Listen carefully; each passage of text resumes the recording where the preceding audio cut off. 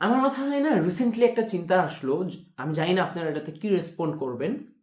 আমাদের কলেজ শেষে যে এডমিশনটা হয়, এই যে টাইম পিরিয়ডটা যখন ছেলেরা মানে খুবই প্রেশারাইজড অবস্থায় থাকে, যে কলেজ শেষ হলো, ইউনিভার্সিটিতে ভর্তি হবে, তাদের রেজাল্ট দেওয়ার পরে একটা টাইম ফ্রেম কাজ করে, এখানে হিউজ বড় একটা টাইম ফ্রেম কাজ করে এডমিশন পর্যন্ত।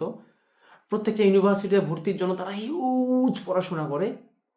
তো আমার কথা হচ্ছে, আমি জানি না এটা আসলে কেমন দেখা যায়, যারা তো ইউনিভার্সিটিতে টিকতেছে, তবে যারা টিকলো না বা কোনটা ভালো হওয়া যায় এটা সরকার ডিসিশন নেই, কিন্তু 6 মাস সের একটা বাধ্যতামূলক, মানে একদম বাধ্যতামূলক, নট মানে এখানে কোনো চয়েস রাখা যাবে না। যদি মেডিকেলি ফিট হয় তাকে সামরিক প্রশিক্ষণ দেওয়া, অ্যাটলিস্ট যেন সে একটা গান প্রয়োজনে ইউজ করতে পারে, অ্যাটলিস্ট যাতে সে তার ফিজিক্যাল, যদি বলি মানে একটু ডিফেন্ড করা নিজেকে শিখে, অ্যাটলিস্ট কিছু টেকটিক্স জানে, যাতে ইমার্জেন্সি সিচুয়েশনে সে কীভাবে হেল্প করবে।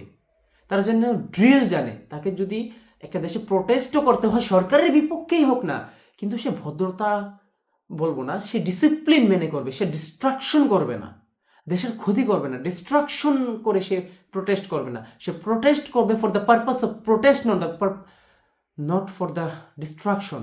তার উদ্দেশ্য যেন দেশের ক্ষতি না হয়। একটা প্রোটেস্ট কে করে?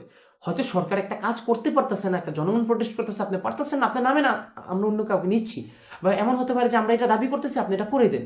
কিন্তু এর মাঝখানে যখন একটা বিল্ডিং ধ্বংস হচ্ছে, একটা বাস ধ্বংস হচ্ছে, আশেপাশে কোনো কিছু সমস্যা হচ্ছে, মানুষ আতঙ্কে চলাচল করতে পারতেছে না, that is wrong. So when people protest, the protest has to B the for the purpose of protest, not for the purpose of distraction. এটাই হচ্ছে আমার মেসেজ। যে তাই মূলত আমাদের দরকার একটা প্রপার ট্রেনিং, ফর্মাল ট্রেনিং, যেটা সবার জন্য বাধ্যতামূলক। এটা হতে পারে গ্র্যাজুয়েটস হওয়ার পরে, কর্মজীবনে যাওয়ার আগে, এটা হতে পারে কলেজ লাইফের পরে, বাট এটা ইন্ট্রোডিউস করা উচিত।